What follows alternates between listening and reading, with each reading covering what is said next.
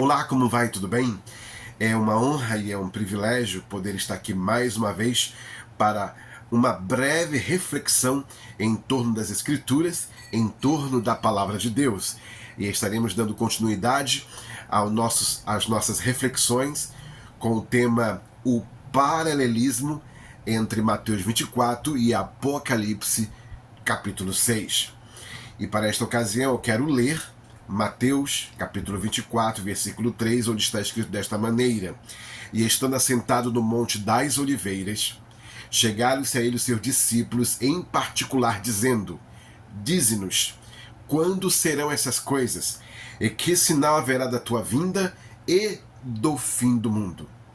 Bem, o nosso tema para este estudo, para esta reflexão, é o paralelismo entre Mateus 24 e Apocalipse capítulo 6. E o nosso subtema é o primeiro e o segundo selo. O primeiro e o segundo selo.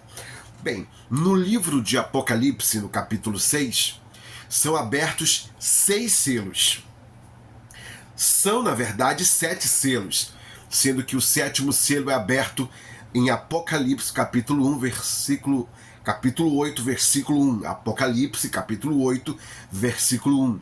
Nessa segunda parte do nosso estudo, nós nos concentraremos em Apocalipse, em 6 selos. Na verdade, falaremos nesta parte do primeiro e do segundo. Teremos mais uma reflexão, uma terceira, que falaremos do terceiro e do quarto selo, e a última reflexão, que seria a quarta desta série, o quinto e o sexto selo. Ou seja, estaremos falando de 6 selos em Apocalipse no capítulo 6, fazendo aí um paralelismo, uma comparação com Mateus, o capítulo 24. Ou seja, que Jesus Cristo também, no sermão profético de Mateus capítulo 24, também abriu 7 selos. Abriu 6. Por isso que nós estaremos fazendo aí um paralelismo, uma comparação entre Mateus 24 e o livro de Apocalipse capítulo 6. E estudaremos sobre esse paralelismo entre o Apocalipse 6 e Mateus capítulo 24. Ou seja, que no sermão profético de Mateus 24, o Senhor Jesus Cristo também abre, como acabei de dizer, estes selos, revela os mistérios para a geração dos apóstolos, aquela geração em que eles viviam, e para as eras futuras da igreja e também para a nação de Israel, tanto para aquela geração como para gerações vindouras em particular. Ou seja, que é um paralelismo. Bem, vamos falar então do nosso primeiro paralelismo, que está em Mateus capítulo 24, do verso 4 e 5, e Apocalipse capítulo 6, versículo 1 a 2, que diz respeito ao surgimento da falsa igreja, que é a besta, e do falso profeta. É o primeiro selo sendo aberto. Vamos começar lendo Mateus capítulo 24 e o verso 4 e 5, que diz desta maneira: E Jesus respondendo disse-lhes: Acautelai-vos que ninguém vos engane, porque muitos virão em meu nome dizendo eu sou Cristo, e enganarão a muitos. Agora leremos Apocalipse capítulo 6, do versículo 1 ao versículo 2. E havendo o cordeiro aberto um dos selos, olhei, e ouvi um dos 4 animais que diziam como em voz de trovão, vem e vê. E olhei, e eis um cavalo branco, e o que estava sentado sobre ele tinha um arco, e foi-lhe dado uma coroa, e saiu vitorioso e para vencer. Os primeiros 2 versículos de Apocalipse, capítulo 6, tratam da primeira e da segunda era da igreja, que inicia a sua trajetória na história da salvação, que começa desde o dia de Pentecostes, em 33 depois de Cristo, a 312 depois de Cristo, quando o imperador Constantino parou com as perseguições aos cristãos e tornou o cristianismo a religião oficial do Império Romano. Bem, e é bom entendermos que João viu 4 seres viventes ao redor do trono, que são poderes enviados à igreja durante as 7 eras sucessivas, simbolizado pelas 7 igrejas de Apocalipse, ou seja, que as 7 eras da igreja da qual me refiro está simbolizado nas 7 eras ou nas 7 igrejas da Ásia registradas no livro de Apocalipse, no capítulo 1, no capítulo 2 e no capítulo 3 do livro profético do Apocalipse. E diz assim, em Apocalipse 4, versículos 6 e 7, acerca destes 4 seres viventes. E havia diante do trono um como mar de vidro, semelhante ao cristal, e no meio do trono e ao redor do trono 4 animais cheios de olhos, por diante e por detrás. E o primeiro animal era semelhante a um leão, e o segundo animal semelhante a um bezerro. E tinha um terceiro animal o rosto como de homem, e o quarto animal era semelhante a uma águia voando. O texto de Apocalipse, capítulo 6, verso 1, assim revela que, havendo o cordeiro aberto um dos selos, olhei e ouvi um dos 4 animais que dizia, como em voz de trovão, vem ver. Isso se refere ao ser vivente com o rosto semelhante a leão, que representa, na verdade, este primeiro ser vivente com o rosto de leão, representa a verdade pregada pelos apóstolos e os demais servos de Cristo naquela primeira e segunda era da igreja. Ou seja, homens que lançaram o fundamento verdadeiro do evangelho, do leão da tribo de Judá e da raiz de Davi, o Senhor Jesus Cristo. E esses primeiros homens precisaram deste poder para lançar o fundamento que é Cristo, como está escrito em Efésios capítulo 2, versículo 20, onde está escrito desta maneira: edificado sobre o fundamento dos apóstolos e dos profetas, de que Jesus Cristo é a principal pedra da esquina. Ou seja, está registrado em Efésios capítulo 2, versículo 20. Jesus Cristo é o nosso fundamento apostólico. Logo, ele é o antídoto para o veneno da falsa doutrina. Sim, o Evangelho é o poder de Deus, conforme Romanos 1,16, para extrair a toxina do falso Evangelho que começou a ser introduzido na igreja já lá no primeiro século, na primeira era da igreja, na era apostólica. E houve ali uma ferrenha perseguição por parte de alguns líderes religiosos, começando com líderes judeus, atacando, aliás, aqueles homens e mulheres de Deus que pregavam e que viviam a fé apostólica. Eles foram perseguidos no início da era cristã, da primeira era da igreja, por líderes que não aceitavam esse, vamos dizer, esse cristianismo judaico, judeu-cristão, este movimento novo judeu-cristão, onde pregavam Jesus Cristo como Messias prometido pelas profecias bíblicas. Contudo, as perseguições não vieram somente por parte de alguns líderes judeus que discordavam da doutrina dos apóstolos, mas também por parte de líderes cristãos falsos e hereges, que começaram a desvincular a igreja de todo o fundamento apostólico que tinha as profecias do Antigo Testamento como respaldo para as suas mensagens. Ou seja, que a doutrina apostólica ela tem a fé do Antigo Testamento como fundamento, como base bíblica. E líderes já gregos e romanos começaram a entrar na igreja, tentando assim desvincular tudo que era judaico da fé apostólica, da fé bíblica. Estes hereges, sendo antissemitas e antijudaístas, buscaram desvincular tudo que era judaico da fé apostólica, trazendo um outro evangelho, um evangelho misturado com as crenças pagãs da época.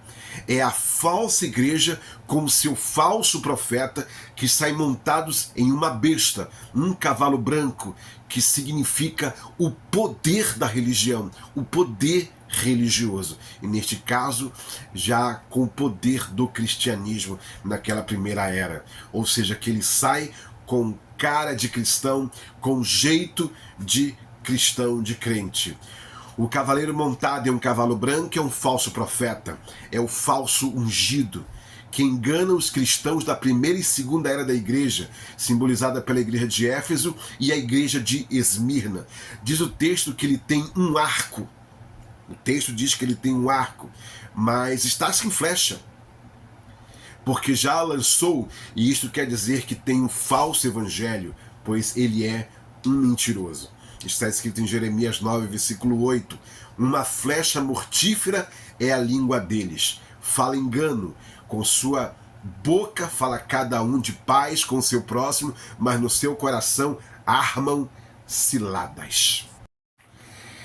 Diz o texto que foi dado a ele uma coroa, e isso quer dizer que é um rei ilegítimo. Sim, só um descendente do rei Davi poderá se sentar no trono de Davi em Israel. Só um rei descendente do rei Davi poderá se sentar no trono de Davi em Israel, neste tempo final. E este será o Senhor Jesus Cristo. Ele é o Rei dos Reis e é o Senhor dos Senhores. Diz o texto que ele saiu vitorioso e para vencer, este cavaleiro montado no cavalo branco. Logo, ele já tinha um certo poder. E que poder era esse? Na verdade, ele tinha o poder da Roma pagã, o poder da Roma profetizada por Daniel, que são os pés de ferro misturado com lodo, misturado com barro. Ou seja, parte era diabólico, um poder romano, e parte que é simbolizado pelo barro, pelo lodo, é um poder humano e religioso. Em outras palavras, o grande enganador do verdadeiro cristianismo se infiltrou na verdadeira igreja e fundou a falsa igreja, que cresceram e cujos galhos se entrelaçaram um ao outro, parecendo que ficou uma única árvore, uma árvore verdadeira, mas misturada com os galhos da árvore falsa. Quem destruiu o templo em Jerusalém em 70 depois de Cristo? A Roma pagã dos Césares, sob o comando do general Tito Vespasiano. Quem buscará destruir o templo judaico no tempo final em Jerusalém? A Roma espiritual, na pessoa do anticristo, da besta e do falso profeta. Em Mateus 24, o Senhor Jesus Cristo não só profetizou sobre a destruição do templo, mas também quem seria o destruidor. E o destruidor não é apenas inimigo dos judeus, mas é também inimigo da verdadeira igreja do Senhor Jesus Cristo. Sim, pois o iníquo que persegue e destrói os verdadeiros cristãos é também o mesmo que persegue e destrói os judeus. Ele tem ódio dos cristãos verdadeiros que andam na doutrina apostólica, como tem ódio dos judeus que servem a Deus através da observância da Torá. Este espírito vem de Roma. Sim, a besta de Roma com sua luxúria para governar, para ter poder sobre o povo, sobre as pessoas e enganá-las. Quanto aos judeus, é bom entendermos que os tais são salvos como uma nação, conforme Isaías 66, o versículo 8. Os judeus rejeitaram o seu Messias do Calvário, de modo que Deus não tratou com Israel como nação durante quase 2000 anos. Porém, como indivíduos, eles receberam a Cristo como Salvador da mesma forma que fizeram os gentios. Claro que nem todos os judeus. E, na sua maioria, viveram nesse período de 2000 anos em observância à Torá. E os olhos do Senhor estavam postos em cada judeu na diáspora, espalhados em toda a terra, no mundo inteiro, em várias, diversas nações do mundo. Anos mais tarde, posso dizer assim, anos mais tarde, em 70 depois de Cristo, o templo dos judeus foi destruído numa tribulação local de terrível matança, sendo o sangue de milhares de judeus derramado, enquanto o fogo e os romanos cheios de ódio os assassinavam ali em Jerusalém em 70 depois de Cristo. Este horror de mais de 1 milhão de judeus mortos foi a tribulação local que tirou Israel do palco espiritual por aproximadamente 2000 anos. Depois que o templo foi destruído, então não tinha mais o sacerdócio arônico, não tinha mais o sumo sacerdote, não tinha mais sacrifícios. Começou uma nova etapa para o judaísmo de um sacerdócio rabínico. E eles estão assim quase que 2000 anos já faz de história do povo judeu. Agora, o fato de Deus haver mudado sua atenção para os gentios, para que dentre os gentios redimisse uma noiva, a sua igreja, não quer dizer que o Eterno abandonou os judeus, de forma alguma, pois o Eterno sempre esteve com os olhos postos nessa nação, a nação de Israel, e zelou por cada judeu na diáspora, pois o Eterno vela por sua palavra para cumpri-la. Bem, em 1934, Hitler assassinou centenas de opositores na infame Noite das Facas Longas. Noite das Facas Longas. Depois, este assassino-chefe realizou uma eleição e ganhou 85% dos votos alemães. Os alemães votaram num assassino, Adolf Hitler. Depois, na Segunda Guerra Mundial, utilizando 6 grandes campos de extermínio na Polônia, os nazis de Hitler, em câmaras de gás, assassinaram 6 milhões de judeus. Este fato histórico é conhecido como Holocausto, ou Shoah em hebraico. Ditadores como Hitler e Stalin desencadearam demônios assassinos em condições naturais sobre o Israel natural durante a Segunda Guerra Mundial, que foram os mesmos demônios que inspiraram os soldados romanos em 70 depois de Cristo na destruição de Jerusalém. Agora, estas mesmas hordas inimigas têm buscado destruir o Estado de Israel e também os judeus. Contudo, como em todas as batalhas deste povo, o Eterno, o Santo, nunca lhes abandonará. Em 14 de maio de 1948, tornaram-se uma nação, com hino, com bandeira e com um exército. E mesmo com tantas batalhas, como a Guerra dos 6 Dias e o mais novo ataque agora do grupo terrorista Hamas, o Eterno continua com Israel, continua abençoando esta nação e protegendo-a e guardando-a. Nesta aula também eu quero falar sobre o segundo paralelismo, que está em Mateus, no capítulo 24, versículo 6, e Apocalipse, capítulo 6, verso 3 e 4, que diz respeito ao poder político dado a este falso profeta e esta falsa igreja.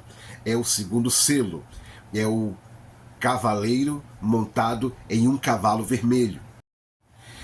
E está escrito aqui em Mateus capítulo 24, verso 6, desta maneira: E ouvireis de guerras e de rumores de guerras. Olhai e não vos assusteis, porque é mister que tudo isso aconteça, mas ainda não é o fim. Agora quero ler Apocalipse capítulo 6, versículo 3 e 4, onde está escrito desta maneira: E havendo aberto o segundo selo, ouvi o segundo animal dizendo: Vem e vê. E saiu outro cavalo, vermelho, e ao que estava sentado sobre ele foi dado que tirasse a paz da terra, e que se matasse uns aos outros, e foi-lhe dada uma grande espada. E foi-lhe dada uma grande espada. Os versos 3 e 4 de Apocalipse 6 refere-se à terceira e à quarta era da igreja, que começou por volta de 312 depois de Cristo e espalhou-se por toda a era do obscurantismo, que foi até 1520, quando Lutero dá início à Reforma Protestante. Sim, foi um espaço de aproximadamente 1200 anos. esse cavaleiro vermelho cavalgando na história da salvação, na história da humanidade, onde houve muitas guerras e muitas mortes. Pode-se ver isso lendo a história comum, a história profana, onde se revela essas guerras na Europa, e teve Peste Negra e houve as cruzadas também. Note que no verso 3 está escrito que, havendo aberto o segundo selo, ouvi o segundo animal dizendo: vem ver. Este é o ser vivente com o rosto de bezerro. Ou seja, que o segundo ser vivente, ele disse: vem ver. Ou seja, esse segundo ser vivente, dos 4 seres viventes revelados em Apocalipse capítulo 4, versículos 6 e 7, é o segundo, semelhante ao bezerro. O jovem bezerro teve muito tempo para se transformar num boi, possuidor de uma força colossal e pronto para o sacrifício. A igreja cristã, neste tempo, não melhorou. Ou seja, a igreja ela não melhora na Idade Média, mas degenerou-se em superstições, rivalidades políticas, inquisições brutais e terríveis guerras injustas, como foi o caso das Cruzadas, que produziram massacres, violações e pilhagem dos judeus que viviam no caminho para a Palestina. Quanto aos verdadeiros cristãos que buscaram viver as Escrituras, tiveram de ser excepcionalmente fortes para sobreviverem e continuarem a viver na longa idade das trevas, quando eram incessantemente perseguidos por exércitos que obedeciam aos papas da época. Os cristãos trabalharam nas condições mais difíceis e foram abatidos como bois, aos milhões. Ou seja, que nesse período do obscurantismo, em torno de 1200 anos, então aí houve muitas mortes, e os verdadeiros cristãos que se opunham ao sistema de uma religião casada com a política, com o poder político, então eles morrem aos milhões e são levados ao abatedouro como bois. Quanto aos verdadeiros cristãos que buscaram viver então as Escrituras, restou-lhes, pois, a morte somente. Desta forma, este selo revela a influência do poder militar e político do imperador romano, unido à religião, unido à falsa igreja. Constantino ele puniu severamente os dissidentes religiosos naquela época, quando ele torna o cristianismo religião oficial do Império Romano. Claro que alguns bispos e alguns cristãos não aceitaram, mas foram punidos. Apoiou o bispo de Roma da época, e assim a força militar reforçou o poder e a autoridade da Igreja Romana. Esta política acabou por resultar no massacre de dezenas de milhões de dissidentes. Antes da matança terminar, finalmente por volta de 1648, após a Grande Guerra dos 30 anos, então aí começa a cessar essas terríveis mortes daqueles que não aceitaram viver de acordo com as doutrinas erradas e heréticas da falsa igreja, que agora tinha poder político. Era o cavaleiro montado no cavalo vermelho, trazendo morte, trazendo sangue e perseguição àqueles que se opunham à falsa doutrina da época.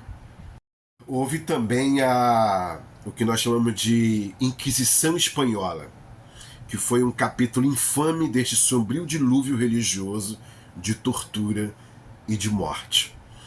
Nestas eras manifestou-se o poder do ser vivente com o rosto de bezerro, o boi, que é um animal abatido no fim de sua vida, por sua carne ser de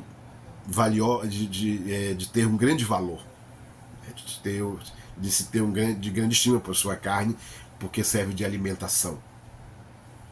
Os verdadeiros cristãos trabalharam durante a Idade Média, sofrendo torturas e morte. O Espírito Santo deu-lhes a fortaleza de um boi. Trabalharam arduamente para Deus nesses tempos de ignorância e enfrentaram a morte com coragem. Foram para o sacrifício com coragem. Foi um tempo de engano religioso, misturado com o poder político e militar durante essas duas eras, simbolizado pela igreja de Pérgamo e de Tiatira. A igreja traiu a Cristo casando-se com a política e com as crenças pagãs. Entram, pois, na igreja hábitos e crenças contrárias às Escrituras. E aí nós vamos ver hoje ovos de Páscoa, 25 de dezembro, Santíssima Trindade, o clero como dignidade acima da igreja, rosário, quaresmas, água benta, entre outras práticas hoje também praticada por protestantes e evangélicos. Mas nenhuma destas práticas tem respaldo escriturístico. Bem, aqui encerramos a nossa reflexão com o tema o paralelismo entre Mateus 24 e Apocalipse capítulo 6, o primeiro e o segundo selo.